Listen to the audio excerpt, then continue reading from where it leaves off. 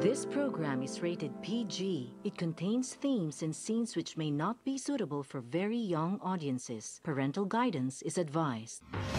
Be advised that the views and opinions of the hosts and guests do not reflect those of the station.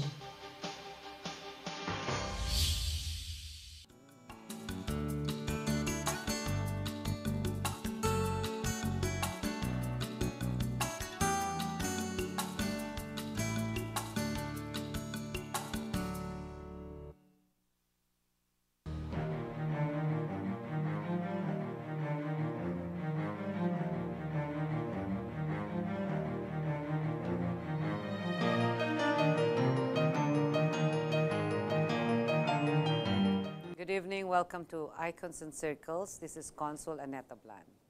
For today, we're going to talk about beauty and wellness.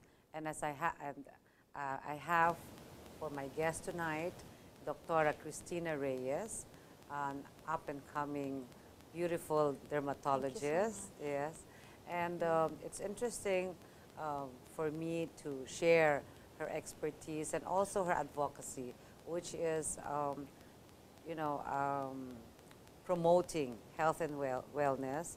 And the project that she worked on was the Alaga Ko. Alaga Ka. Alaga Ka. Project, All right. yeah. Alaga Ka, which means taking care of you. Yes. Yes. So, Dr. Reyes, welcome to the show, to Icons, and kindly share with our viewers this advocacy that you worked on, the Alaga Ka.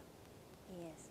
Alaga Ka project started last 2009, 2010. That time, Dr. Jimmy Galveston told the Secretary of the Department of Health. DOH Secretary told me that it's better to have a barangay health unit that is accessible to poor people or to rural areas. Since number one institution that's being neglected in the Philippines is the health institution. Yes. So we have the Gawad Kalinga, but we don't have anything for the health institution. So he decided to create barangay health unit in the rural areas.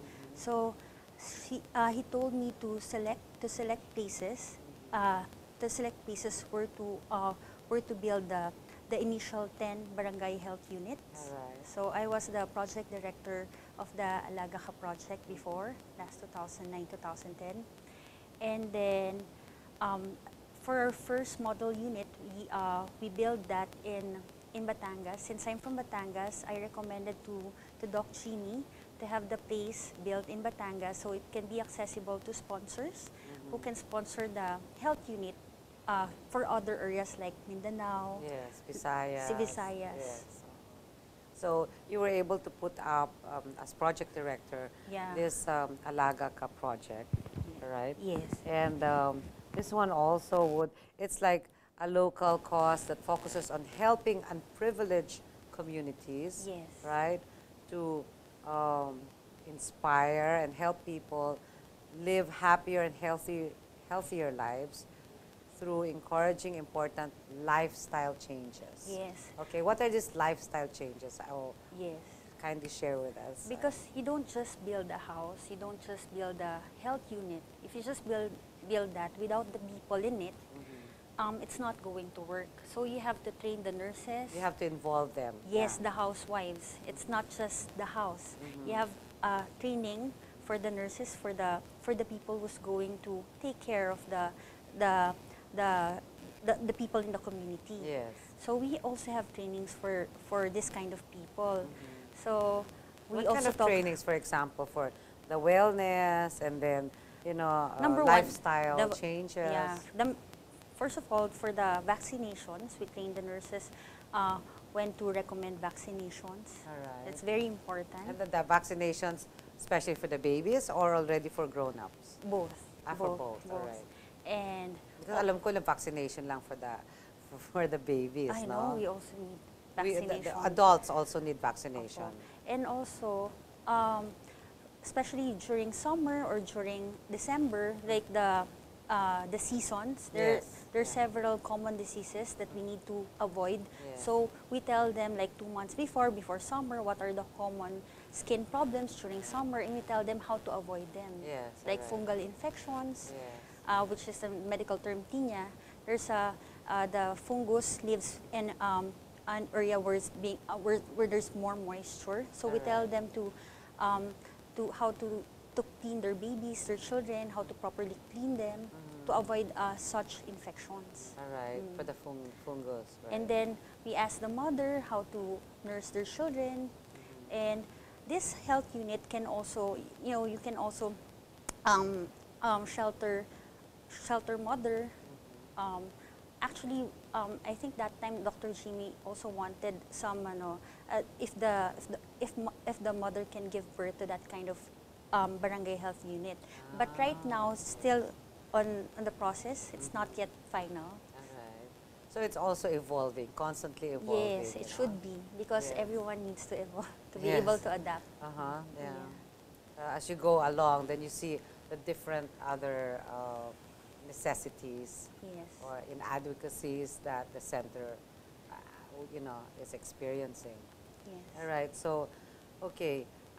What other lifestyle changes? Okay, for summer, we can share with our viewers. For summer, what are the common diseases? I think you have that measles and then Yeah, other. common diseases Yeah. like number one, since we sweat a lot during summer, the fungus or bacteria thrive in moisture area.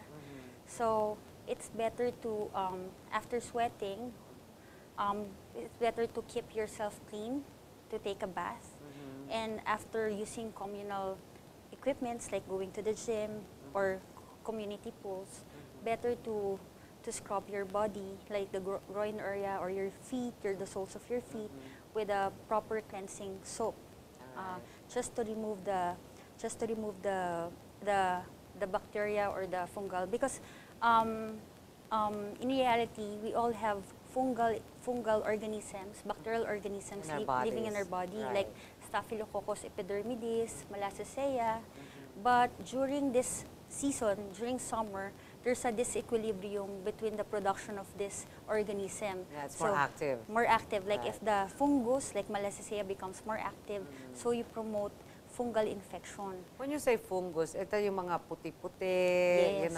yung ang tawag nun, an-an. Yes, it's Alright. an. Okay. The affected area becomes hypopigmented, or it lightens, Yes. or it can also, because the fungus eats the dead skin cells.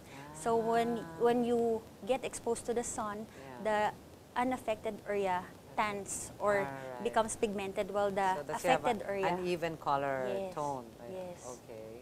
And then for, let's say, the burr months, what are the common diseases that, Yeah. we could address, we Yeah. could help address, avoid? For burr months, usually people with problematic skin like eczema or Is it during the burr months? Yeah, because it Dry. makes their skin dry. Okay, so now So it's dry.